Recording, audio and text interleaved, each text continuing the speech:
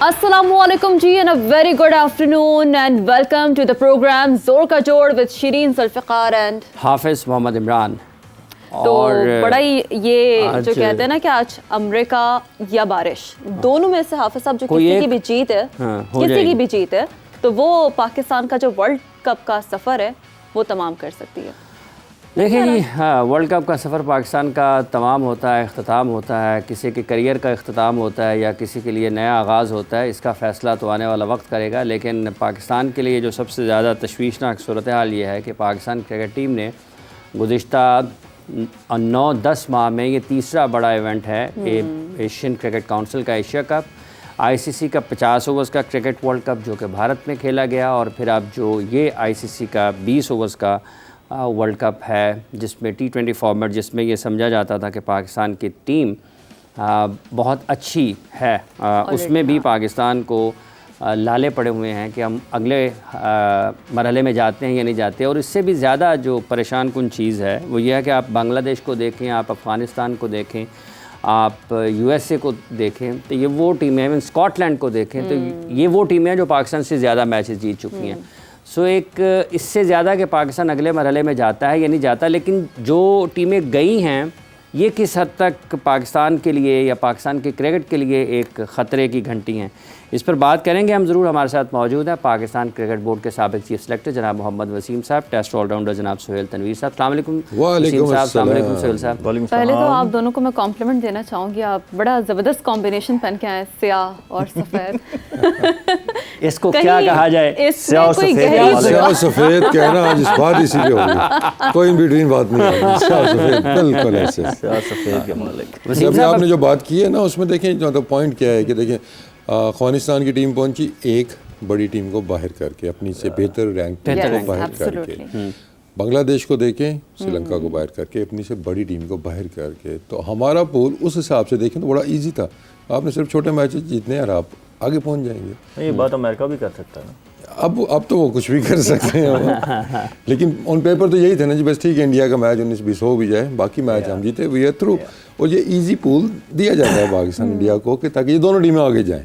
जहाँ आप ये मानते हैं कि ये जो बनाया जाता है शेड्यूल उसमें ये चीज़ कहीं ना कहीं क्या आगे चली जाए टीमें? हाँ देखिए, मोस्टली ग्रुप्स में आपको 2 बड़ी टीमें नज़र आएंगी, बाकी आपको साफ नज़र आ रहा होगा आपकी कौन सी जहाँ से जानी चाहिए वर्ल्ड कप शुरू होने से पहले। इस बात थोड़ी सी चेंजेस हुई हैं कि अफ़गानिस्तान मतलब न्यूजीलैंड को बाहर कर गया, मतलब उन लोगों की हम देखते हैं कि उनकी परफॉर्मेंस बेहतर हुई है। तो अगर हम अपना देखते हैं तो हमें सिर्फ अपने इजी मैचेस जीतने थे, हमने सिर्फ क्या आयरलैंड को हराना है, कनाडा को हराना है, अमेरिका को हराना है, वी आर थ्रू। जब उसमें भी प्रॉब्लम आ रही है तो ऑब्वियसली फिर आप कंपैरिजन जैसे आप अपने इंट्रो में कर रहे थे कि वो बेहतर क्रिकेट खेल रहे हैं शायद हमसे, कि उन्होंने बड़ी टीमों को बाहर कर दिया और हमसे छोटी टीमें बाहर नहीं हुई या फिर हम खुद छोटी टीम बन गए। बिल्कुल ऐसे ही। अच्छा सुहेल, जहाँ तक मवाज़ने की बात आ रही है तो यकीनी तौर पर अगर इस वर्ल्ड कप का अभी तो खैर आप ये कह सकते हैं कि हाफ एग्जीक्यूशन ऑलमोस्ट हो चुका है, but still there is a lot to go. आगाज़ ही इख्तिताम होने वाला है हमारे लिए, अल्लाह ना करे। वैसे तो वर्ल्ड कप शुरू नहीं हुआ, सुपर 8 के बाद होगा एक्चुअली, तो सुपर 8 से शुरू होता है। तो एग्जैक्टली अब देखें ना कि बड़ी टीम्स जिनकी हम बात कर लेते हैं, फॉर एग्जांपल इंग्लैंड, न्यूजीलैंड, आप देखें कि जो ये टीम्स हैं, अफगानिस्तान हो गई, बांग्लादेश हो गई, दे प्लेड रियली वेल। तो आप समझते हैं कि वर्ल्ड कप स्पेशली सुपर 8 तक का मरहला जो होता है बड़ी टीम्स के बगैर, या कोई ऐसा वर्ल्ड कप पहले आपको याद आ रहा है कि जहाँ पे एसोसिएट टीम्स ने इतना ज़बरदस्त परफॉर्म किया हो कि बड़ी टीम्स आपको नज़र ही ना आ रही हो? देखिए ऑड मैचेस हो जाते थे, कोई एक अदद अपसेट हो जाता था पूरे वर्ल्ड कप्स में या 2 हो जाते थे, बट इतने फ्रीक्वेंटली जिस तरह के इतने अपसेट्स एंड देन इतने क्लोज मैचेस भी नॉर्मली एसोसिएट टीमें ना कोई एक अदद मैच अच्छा खेल के किसी को हरा दिया या बड़ा क्लोज इनकाउंटर हो गया और वो एंड पे हार गए, भाई ये यहीं तक महदूद होता था। तो यहाँ पे क्रेडिट आपको एसोसिएट टीम्स को भी देना पड़ेगा कि जिस तरीके की क्रिकेट उन्होंने खेली।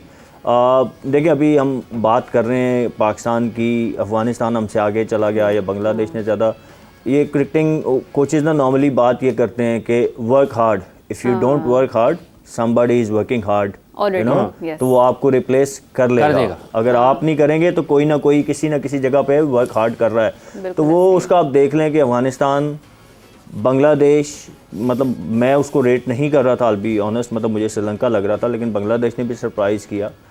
और कंपैरेटिवली हमारा जो पूल था उसमें एज वसीम भाई सेड, उसमें यूएसए की टीम हमसे ऑन पेपर अगर देखें तो कोई मैच ही नहीं है, ठीक है। तो नोबडी वाज एक्सपेक्टिंग। तो यहाँ पे आपको क्रेडिट ज़रूर देना पड़ेगा एसोसिएट टीम्स को, and then it gives a message to all test playing nation के in white ball cricket specially T20 में अब कोई भी टीम हल्की नहीं है, और सब टीमों ने, और ये मुझे लगता है इसका रीज़न ये जो लीग क्रिकेट हो रही है, जो फ्रेंचाइज क्रिकेट हो रही है, इसमें इसकी वजह से है, क्योंकि आपको एसोसिएट प्लेयर्स भी हर लीग में खेलते हुए नज़र आते हैं, क्योंकि कहीं ना कहीं मोस्टली लीग में रूल होता है कि वहाँ पे आपने 1 या 2 एसोसिएट मेंबर्स को लाजमी रखना होता है। तो उस वजह से इनको, अब जैसे आप T10 की बात दुबई में करें या G20 कनाडा में होता है, CPL होता है, वहाँ पे भी यही रूल है कि आपने एसोसिएट मेंबर 1 लाजमी रखना है अपनी टीम में। तो इनको एक्सपोजर मिला। एंड देन अगर आप नेदरलैंड की बात करें, स्कॉटलैंड की बात करें, उनको तो काउंटी क्रिकेट का एक बहुत बड़ा एज है कि उनके सारे प्लेयर वहाँ जाके काउंटी क्रिकेट खेलते हैं, अच्छी क्लब क्रिकेट खेलते हैं, तो उस वजह से उनकी क्रिकेट ऊपर गई है। तो ओवरऑल अगर आप देखें तो गुड फॉर क्रिकेट, के जो पहले एक डिबेट होती थी यार कि ये तो बस अब हमने टीमें, जो बड़ी टीमें वो पिक कर ली कि इन्होंने ही जाना है, तो एक्चुअली ये इस टूर्नामेंट ने उस पर क्वेश्चन मार्क लगा दिया कि आप पहले से ही प्री डिटरमिन्ड नहीं हो सकते कि इन टीमों ने ही जाना है, एनीथिंग कैन हैपन। और वो उसकी बेस्ट एग्जांपल ये वाला टूर्नामेंट है।